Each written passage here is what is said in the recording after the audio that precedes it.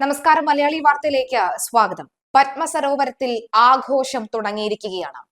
പലരും പറയുന്നത് ദിലീപ് ഈ കേസ് പണം കൊടുത്ത് അട്ടിമറിച്ചു എന്നുള്ളതാണ്. അറിയില്ല. ഏതായാലും ജസ്റ്റിസ് ഹണിയം വർഗീസ് ഇപ്പോൾ നടപ്പിലാക്കിയിരിക്കുന്ന വിധിയിൽ ദിലീപിനെ വെറുതെ വിട്ടിരിക്കുകയാണ് കോടതി. എന്തായാലും ഇതിനെതിരെ വീണ്ടും അതിജീവിത ഹൈക്കോടതിയിലേക്ക് പോവുകയാണ്. കൂടുതൽ തെളിവുകൾ ആവശ്യമുണ്ട് എന്ന് വ്യക്തമാകുന്നു. എന്തായാലും നിലവിലെ സാഹചര്യത്തിൽ പത്മസരോവരത്തിൽ വീണ്ടും ദിലീപിന്റെ പട്ടാഭിഷേകം നടക്കാൻ പോകുന്നു എന്ന് വ്യക്തമാവുകയാണ്. കാരണം ഡിസംബർ 18 ദിലീപിന്റെ പുതിയൊരു സിനിമ ബബ്ബബ്ബ എന്ന പേരിലെ പുതിയൊരു സിനിമ പുറത്തിറങ്ങുകയാണ്. ടീസർ റിലീസ് ഇന്ന് തന്നെ ഉണ്ടാകുമെന്നാണ് വ്യക്തമാകുന്നത്. ടീസർ റിലീസ് ഇന്ന് ഉണ്ടാകുമ്പോൾ അതിന് കിട്ടുന്ന ഒരു ആവേശം ഒക്കെ തന്നെ വലിയ കൂടുതൽ തന്നെയാണ്. മാത്രമല്ല, ഈ സിനിമയുടെ ടീസർ ഇന്ന് റിലീസ് ചെയ്യുമ്പോൾ അതിന് പിന്നിലൊക്കെ തന്നെ വലിയൊരു ഗൂഢാലോചന ഉണ്ട് എന്ന കാര്യത്തിൽ സംശയമില്ല. അതായത് ദിലീപിന് ഇന്ന് ഒരു അനുകൂല വിധി ആയിരിക്കും ലഭിക്കുക എന്നതിന്റെ തെളിവ് കൂടിയായിരുന്നു അത്. കാരണം ദിലീപിന്റെ വീട്ടിൽ ആഘോഷ പരിപാടികൾ ഒരുക്കി കഴിഞ്ഞു. ദിലീപിന്റെ ഫാൻസുകാർ ലഡു വിതരണം ആരംഭിച്ചു കഴിഞ്ഞു. കേക്ക് കട്ട് ചെയ്യാൻ റെഡിയാക്കി വെക്കുന്നു.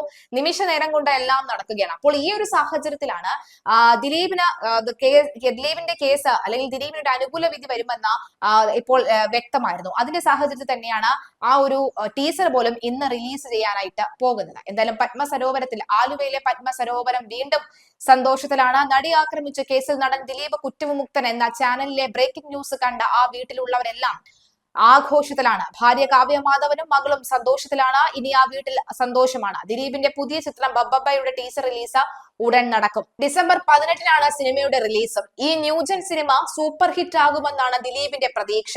ഇതോടെ വീണ്ടും മോളിവുഡിലെ താരരാജാവായി ദിലീപ് മാറുമോ എന്നാണ് ചോദ്യം.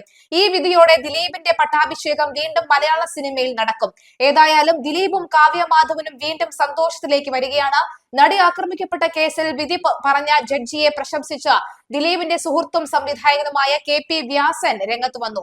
വലിയ മാധ്യമ ശ്രദ്ധ നേടിയ കേസിൽ ചങ്കുറപ്പോടെ വിധി എഴുതിയതിന് ജഡ്ജിയെ പ്രശംസിച്ച വ്യാസൻ സത്യത്തെ എല്ലാ കാലത്തെയും മൂടിവെക്കാൻ ആർക്കുമാവില്ല എന്നും കുറിച്ചു.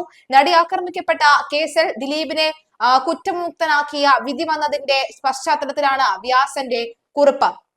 ഒപ്പം നമുക്ക് മനസ്സിലാക്കാൻ സാധിക്കുന്നത് പുറത്തിറങ്ങിയ ദിലീപ് അഭിപ്രായം പറഞ്ഞപ്പോൾ എടുത്തു പറഞ്ഞൊരു കാര്യമാണ് ക്രിമിനൽ ഗൂഢാലോചനയുടെ നീക്കമായിരുന്നു, കെട്ടുകഥകളായിരുന്നു ഇതെല്ലാം എന്നാണ്. ക്രിമിനൽ ഗൂഢാലോചന എന്ന വാക്ക് ആദ്യം തന്നെ പ്രയോഗിച്ചത് മഞ്ജു വാര്യരാണ്. അതായത് എറണാകുളത്തെ ദർബാർ ഹാളിൽ അതിജീവിതയ്ക്കൊപ്പം എന്ന് പറഞ്ഞുകൊണ്ട് ചലച്ചിത്ര സാംസ്കാരിക രംഗത്തുള്ള പ്രമുഖരായ മഞ്ജു വാര്യർ, ദിലീപ്, മമ്മൂട്ടി തുടങ്ങിയ പ്രധാനപ്പെട്ട എല്ലാ നടീനടന്മാരും ഒത്തുചേരുകയും അവരവരുടെ ഐക്യദാർഢ്യം അതിജീവിതയ്ക്കൊപ്പം എന്ന് പറയുകയും ഒക്കെ ചെയ്തിരുന്നു.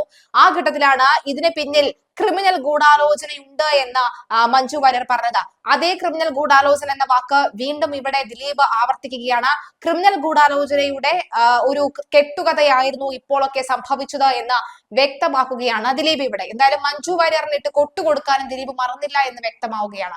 പക്ഷെ അപ്പോഴും ദിലീപ് കൃത്യമായി തന്നെ നീക്കം നടത്തുന്നു.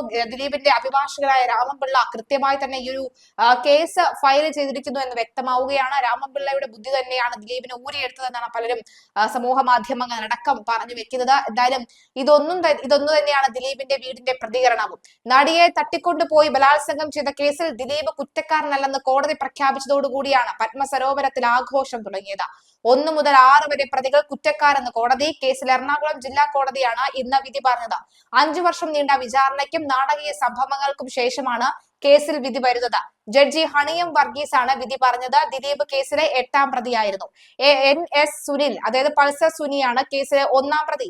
Martin Antony, B Manikandan, VP Vijeesh, H Saleem, അതായത് വടിവൻ സലീമ, പ്രദീപ്, ചാർലി തോമസ്, സുനിൽ കുമാർ, മേസ്ത്രി സനിൽ, G ശരത് എന്നിവരാണ് കേസിലെ മറ്റ് പ്രതികൾ.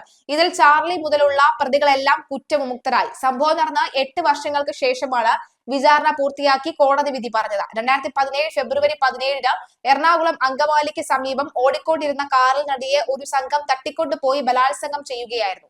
ബലാത്സംഗ ദൃശ്യങ്ങൾ ക്യാമറയിൽ പകർത്തുകയും ചെയ്തു. പ്രമുഖ നടന്മാരടക്കം 261 സാക്ഷികളുള്ള കേസിൽ 28 പേർ മൊഴിമാറ്റി. 142 തൊണ്ടികൾ കോടതി പരിശോധിച്ചു. സാക്ഷി വിസ്താരത്തിന് മാത്രം കോടതി 438 ദിവസം എടുത്തു.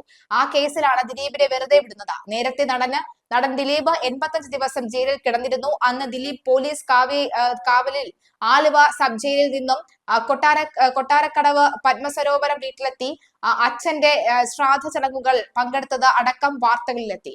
അന്ന് രാവിലെ 8 മണിക്കാണ് ജയിലിൽ നിന്നും ദിലീപിനെ പുറത്തിറക്കിയത്. ചടങ്ങുകൾ പൂർത്തിയാക്കി കുറച്ചു സമയം വിശ്രമിച്ച ശേഷം 10 മണിക്ക് 10 മിനിറ്റ് അവശേഷിക്കെ തിരിച്ച് ജയിലിലെത്തിച്ചു.